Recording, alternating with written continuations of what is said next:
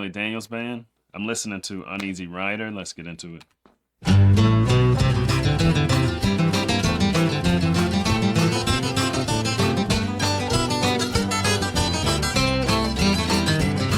I was taking a trip out to L.A., tooling along in my Chevrolet, toking on a number and digging on the radio.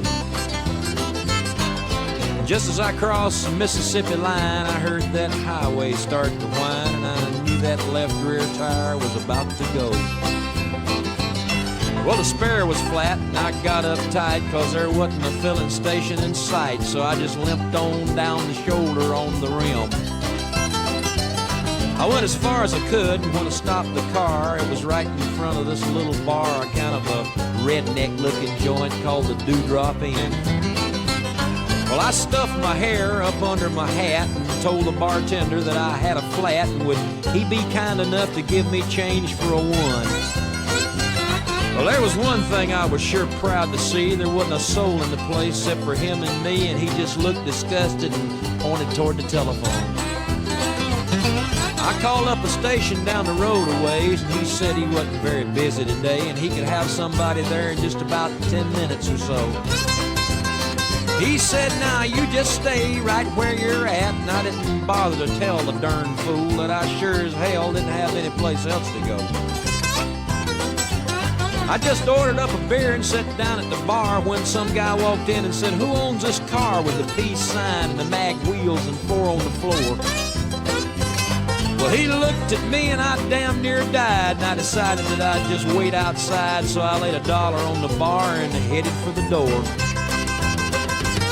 Just when I thought I'd get out of there with my skin, these 5 big dudes come strolling in with this one old drunk chick and some fellow with green teeth.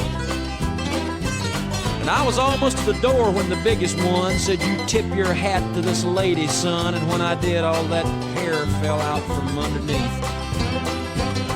Now, the last thing I wanted was to get in a fight in Jackson, Mississippi on a Saturday night, especially when there was 3 of them and only 1 of me. But they all started laughing and I felt kind of sick, and I knew I'd better think of something pretty quick, so I just reached out and kicked old Green Teeth right in the knee. Now, he let out a yell that'd curl your hair, but before he could move, I grabbed me a chair and said, watch him, folks, because he's a thoroughly dangerous man. Well, you may not know it, but this man's a spy. He's an undercover agent for the FBI, and he's been sent down here to infiltrate the Ku Klux Klan. He was still bent over, holding on to his knee, but everybody else was looking and listening to me, and I laid it on thicker and heavier as I went. I said, would you believe this man has gone as far as tearing Wallace stickers off the bumpers of cars, and he voted for George McGovern for president. Well, he's a friend of them long-haired hippie-type pinko fags. I bet you he's even got a commie flag tacked up on the wall inside of his garage. Dang, it's starting to get good. We're climaxing, and I'm due for a pause. I'm following as best I can. Some of this stuff is, they're naming presidential candidates and governors and stuff. I don't know anything about that. But I have lived in Jackson, Mississippi for a semester. I've been to Jackson, Mississippi, so I can kind of picture being in Jackson, Mississippi. And you got people, even though I bet Jackson looked way different back then than it did when I was in Jackson, Mississippi. When I was there, not the nicest city in the world, to put it lightly. But anywho, other than a little bit of an old school lingo and things going on, it's like, I pretty much got the gist of it.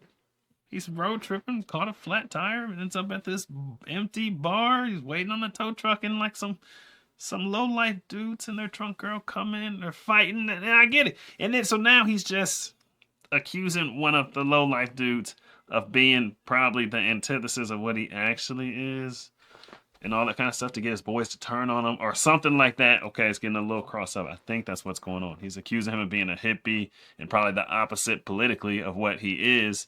That's what I'm guessing those political candidates he's naming represents the opposite of what a biker gang looking dude would be into, right? He's a snake in the grass, I tell you guys. He may look dumb, but that's just a disguise. He's a mastermind in the ways of espionage.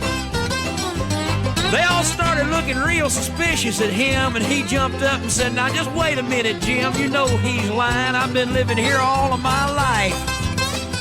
I'm a faithful follower of Brother John Birch, and I belong to the Antioch Baptist Church, and I ain't even got a garage. You can call home and ask my wife. Then he started saying something about the way I was dressed, but I didn't wait around to hear the rest. I was too busy moving and hoping I didn't run out of luck. And when I hit the ground, I was making tracks, and they were just taking my car down off the jack, so I threw the man a 20 and jumped in and fired that mother up. Mario Andretti would have sure been proud of the way I was moving when I passed that crowd coming out the door and headed toward me in a trot. And I guess I should have gone ahead and run, but somehow I just couldn't resist the fun of chasing them all just once around the parking lot. Well, they're headed for their car, but I hit the gas and spun around and headed them off at the pass. I was slinging gravel and putting a ton of dust in the air. Well, I had them all out there stepping and fetching like their heads were on fire and their asses was catching, but I figured I'd better go ahead and split before the cops got there.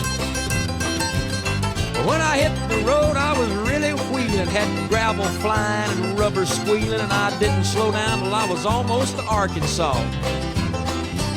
Well, I think I'm going to reroute my trip. I wonder if anybody'd think I flipped if I went to L.A. via Omaha.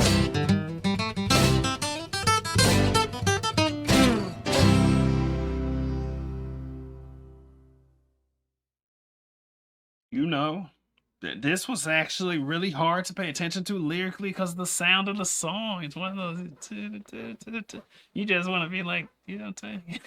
You just want to be enjoying the music, just moving around, moving your body, enjoying the music. I did my best, and I mean, I did pay attention.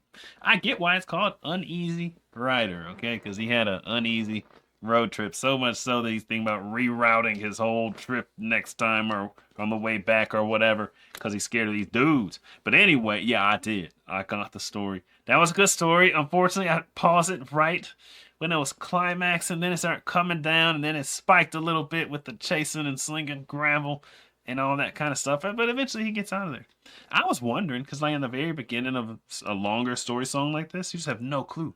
It's like, where is this going? Where is this going? Flat tire, where is this going? Is he gonna die? You know, you just have no clue. But yeah, it's nice to get to the end, having paid attention to the whole thing, and enjoyed the music. I don't know.